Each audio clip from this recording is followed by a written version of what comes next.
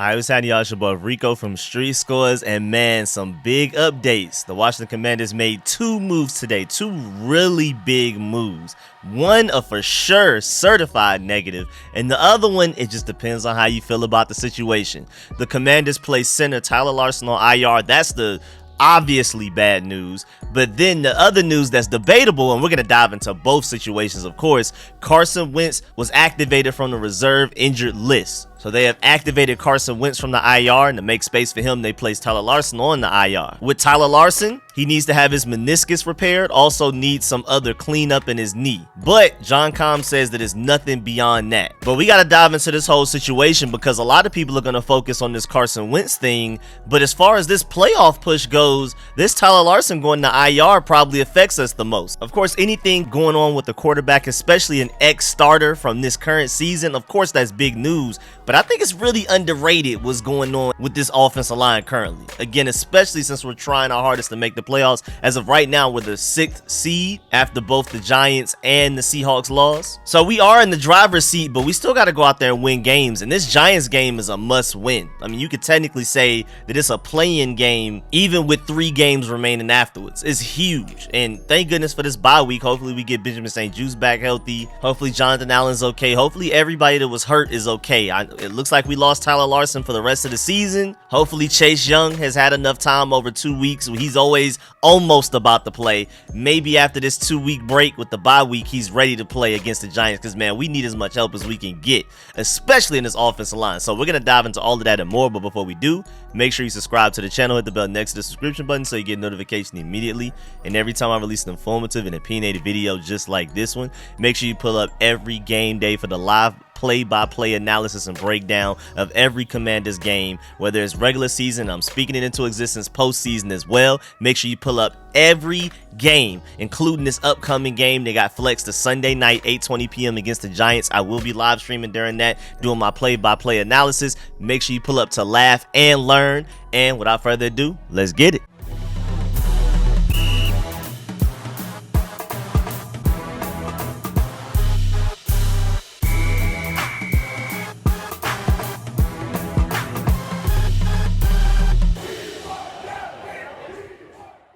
All right, so let's go ahead and talk about the Carson Wentz situation first, because I'm pretty sure a lot of y'all probably prefer to hear about that first anyway. And I really want to dive in depth on this Tyler Larsen situation, so we're going to get the Carson Wentz thing out the way. But apparently Wednesday was the deadline for Washington to activate Carson Wentz anyway, because when you play somebody on IR and then you activate them to be able to practice, because he's been able to practice for the past few weeks, there's a certain window to where you got to either put them on the 53-man roster after you start getting them to practice, and if you don't activate them to the 53 by that time, you're just going to end up placing them on IR for the rest of the season. So Tyler Larsen's injury, I guess, is somewhat convenient for them because they were going to have to move somebody off the roster to make room for Carson Wentz either way. Tyler Larsen getting hurt does not affect whether or not Carson Wentz was activated off of IR. I think they wanted him to be the primary backup to Taylor Heinicke regardless, whether Tyler Larsen got hurt or if he didn't. So say Tyler Larsen's fully healthy, he doesn't have an injury, they're just looking for somebody else to either place on IR, to demote the practice squad, to cut, release, whatever, place on waivers. Somebody was gonna have to get moved for Carson Wentz no matter what, but Tyler Larsen getting hurt really sucks for the team, which I'm gonna talk about later, but it does make it an easier decision for who to get rid of to make room for Carson Wentz. So I guess that's the one slightly positive side to that. We don't have to release somebody else, but it does suck to lose Tyler Larsen. But again, like I already just said, Carson Wentz will be the primary backup. That's already been confirmed by Ron Rivera. So Sam Howell will more than likely go back to not even being active on game days. He's been the backup to Taylor Heinicke since Carson Wentz has been hurt, but he's never had a chance to play with Taylor Heinicke carrying the load and everything. And we've gone 6-1-1 the past 8 weeks. But now Sam Howell again is going back to being inactive. So say even if Taylor Heinicke gets hurt and for some reason Carson Wentz gets hurt all in the same game, we'll probably end up going to like Logan Thomas or somebody to play quarterback, because I'm pretty sure, I'm assuming Sam Howell's going to go right back to being inactive, just like like when Carson Wentz was starting and Taylor Heinicke was his backup. And so I think we're already past the point as far as snap percentages. I think we're safe as far as Carson Wentz. We traded a 3rd round pick away to the Colts for him. As far as this draft is concerned, we traded other picks as well. But as far as this upcoming draft, the 2023 draft, as of right now, we're obligated to give the Colts a 3rd round pick. But remember, if Carson Wentz plays at least 70% of the snaps this season, we will have to give up a 2nd. I think we're in the clear. I think we're already mathematically to the point where even if Carson Wentz were to play every snap for the rest of this season, we wouldn't reach that threshold. So thank goodness for that. But I think Taylor Heinicke is more than likely going to end up staying healthy, and we probably won't even see Carson Wentz at any point this season unless Taylor Heinicke goes out there and is terrible. But that's a bad case scenario for us, because then that means we're more than likely out of the playoff race. So because Taylor Heinicke hasn't necessarily played well, but if we keep winning, they're not going to bench him. So for it to get to the point that they choose to go with Carson Wentz over Taylor Heinicke, that would mean we would have to lose games, because again, we're winning games in spite of him even at times. Not every game, but there have been a couple of games that we've won with Taylor Heinicke starting as the quarterback that we won in spite of him. So the only way for him to play bad enough for him to get benched would be we would have to lose some games, and it would have to probably be an important game like this Giants game, and we're probably out of the playoffs anyway. At that point, you might as well just go ahead and throw Sam Howell out there if we're not going to be able to make the playoffs, and at least see what he has before we go into this offseason and we consider drafting another quarterback. So ideally, Carson Wentz doesn't play, because it would take a lot for Taylor Heinicke to not play. He would have to go out there and completely sell games, or he would have to get hurt, but I don't wish injuries on anybody, especially somebody from Gwinnett, the metro Atlanta area. I want him to go out there and be a star. I keep calling out Taylor Heinicke because I want him to play better. At the end of the day, I would prefer, if it's him or Carson Wentz, if either one of them could play very well, I prefer it be the guy from metro Atlanta, but he obviously just hasn't been playing well enough. The defense and the running game right now is carrying our team to wins. I just want him to step up, man. I'm going to keep calling him out because I really just need him to play well and step up. Now, we can debate whether or not he even has it in him. I've seen flashes at times. He's limited, but I mean, why can't he just play like how he played against the Eagles all the time? Or quite a bit of the Vikings game before that terrible interception that pretty much lost us the game. Or the last 5 minutes against the Colts. Or the last couple of minutes against the Giants. Why can't we get that throughout 4 quarters? If we could do that throughout 4 quarters, we're straight. There's nothing to worry about. Then we're only talking about a quarterback change as far as the 2023 season and beyond. But this season, it would be nice if Taylor Heinicke just could be that guy. But say Taylor Heinicke gets hurt and Carson Wentz becomes our starting quarterback, that's when things get tricky. And Sam Howell is your backup. That's when things get a little ugly. That's the only other scenario. I mean, Taylor Heinicke will have to play terrible enough to where we're losing games, which is what I don't want to do anyway. That doesn't benefit anybody. Or he would have to get hurt, and again, I don't wish injuries on my boy from Gwinnett at all. A fellow Georgia guy, man, definitely don't want to see that happen. But that takes me to my point that I feel like Taylor Heinicke, the reason that a lot of us have wanted him to run and he's not running, even like on 3rd downs when the field is wide open, and instead of just taking off and getting those yards himself with his legs, he's out there looking for somebody to throw it to, and most of the time it doesn't work out. I think he's trying to protect himself. I think he doesn't want to lose his job. I don't know if it's Scott Turner and or Ron Rivera telling him to be more of a pocket passer and that's what they prefer, or if it's that and or Taylor Heinicke trying to protect himself and he doesn't want to put himself in harm's way enough to where he could potentially lose his starting job to Carson Wentz, because I'm pretty sure he knows that if he gets hurt and Carson Wentz plays even decent, because one thing about Carson Wentz, I know he wasn't playing well necessarily, but of course he's obviously more talented than Taylor Heinicke. But also another argument is that we weren't doing this run heavy offense with Carson Wentz, and it would be interesting to see how Carson Wentz handles this run heavy offense, because if Taylor Heinicke was thrown out there to do what Carson Wentz was being asked to do and throw the ball about 30-40 plus times a game without this crazy run game with Brian Robinson in full effect, and Scott Turner's complete stubbornness to run the ball even when it's not working, which is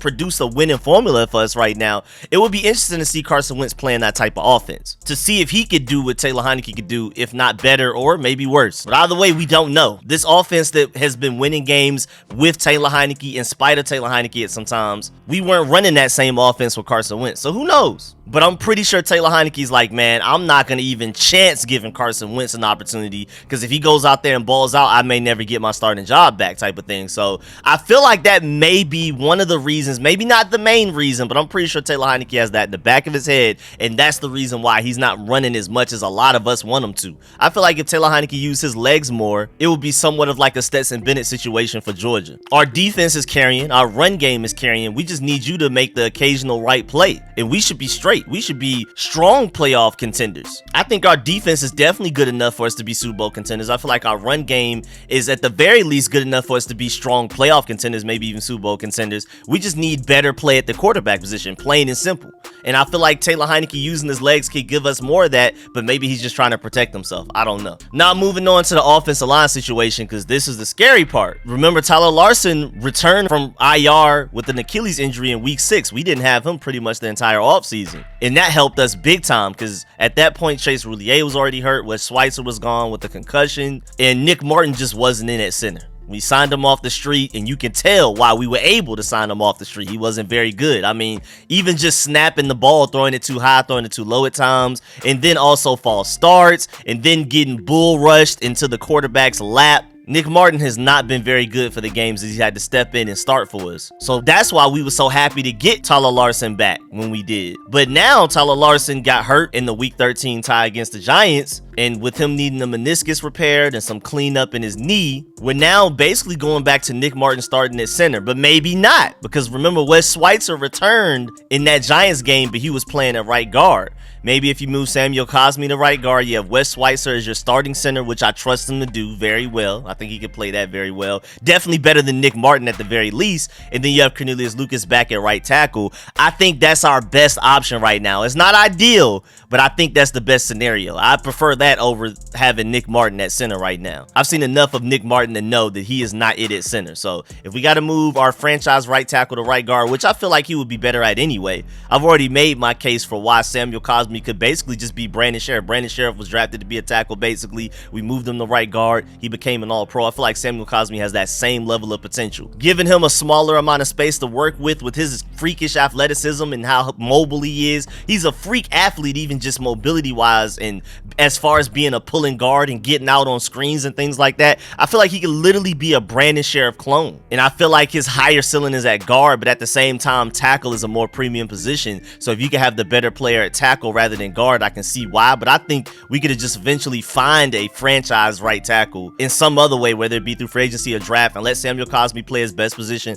which I think would be guard anyway. But as of right now, as far as this playoff push goes and looking at our next opponent, the Giants, I think Wes Schweitzer at center, Samuel Cosmi at right guard, and Cornelius Lucas at right tackle gives us our best chance to win right now. Of course, ideally, Chase Roulier is your starting center. I think Wes Schweitzer may be your starting right guard, or Samuel Cosmi, and then your right tackle is Samuel Cosmi or maybe Cornelius Lucas. I think that's ideal for what we currently have on roster. But of course, throughout this draft process and through our free agency, I think we need to do everything we can to upgrade the offensive line position. Going for these little cheap $3 million a year deals right now with Andrew Norwell and Trey Turner aren't working out, especially on the Trey Turner end. I think we need to go ahead and spin that bag, or at least draft some offensive linemen high in the draft, first 3 rounds at the very least type of thing. Because I do feel like we will get a 3rd round compensatory pick for Brandon Sheriff. So even though we're projected to give away our 3rd round pick because of the Carson Wentz trade, I think we'll get at least a compensatory 3rd round pick. So I feel like we'll have a 1st, a 2nd, a 3rd to truly find another starting offensive lineman. If you haven't checked out my mock draft that I just came out with a few days ago, make sure you go check that out for sure. But I do think it's interesting that the Commanders, instead of going to go sign an offensive lineman right now to step up in anywhere, I mean, again, with Samuel Cosmi being able to play guard or tackle, if you wanted to go sign a really good guard off the market right now, off the street, you could do that. Or if you wanted to sign a really good tackle, you have some options out there. Of course, you have Ereck Flowers, which I still don't know why we haven't made that call. I will move Andrew Norwell to right guard and put Ereck Flowers back to left guard if we have to. Ereck Flowers was easily better than anything we've gotten from Andrew Norwell or Trey Turner this year, so I'm still confused as to why we haven't done that. But there's other names out there as well. If you wanted to go tackle, you have Nate Solder. If you wanted to go center, you can go J.C. Treader and let Wes Schweitzer play guard. We have so many options because we have so many flex guys. Again, Samuel Cosmi can play guard or tackle. Wes Schweitzer can play center or guard. Sadiq Charles is relatively decent at either one. So it just depends on what you want to do. You have Brian Balaga at right tackle. You have Ereck Flowers again, like I already said. Matt Paradis at center. There's options out there, man. I feel like we should at least bring somebody in and give them a chance and look at them throughout practice. If they don't look good enough, then you go with what we're currently going with. I feel like right now, where we're projected to go out there with against the Giants should be the floor. I feel like you should at least try to bring somebody in to see if they look good. And if they don't, when in doubt, go with your original plan. But I feel like we should at least try. But who knows, man? Maybe it's a money thing. I don't know. But yeah, man, this game against the Giants is a must win. And I just feel like we need to do everything we can to give us the best best chance to win. Again, hopefully we'll get a lot of injured players back, like Benjamin St-Juste, Chase Young making his season debut. Jonathan Allen looked a little banged up at the end of that Giants game. Hopefully he's perfectly fine. I'll update y'all on a lot of the injury reports throughout this week, of course, to let you know who looks like they should and shouldn't play against the Giants. But I just feel like even offensive line wise, we need to abuse every resource that we have. And again, even if that includes signing a guy off the street, to at least bring him in for a tryout or something. Please do that something. Because that worst case scenario, you go out there with what we currently have right now. But yeah, man, that's the end of this video. Please get in the comment section. Let me know how you feel about everything discussed in this video. Please leave a like on this video if you liked it, if you learned anything. Of course, man, I appreciate all the support, man. Shouts out to all of my sponsors, especially my Pro Bowl sponsors whose name you see scrolling on the screen right now. Let me know how you feel about everything discussed in this video, how you feel about the Carson Wentz being activated and becoming the primary backup to Taylor Heinicke. How do you feel about us losing Tyler Larsen? Is it as big of a deal as I feel like it is, or is it nothing to worry about? Of course, let me know all of that, and I will catch y'all later. I'm out.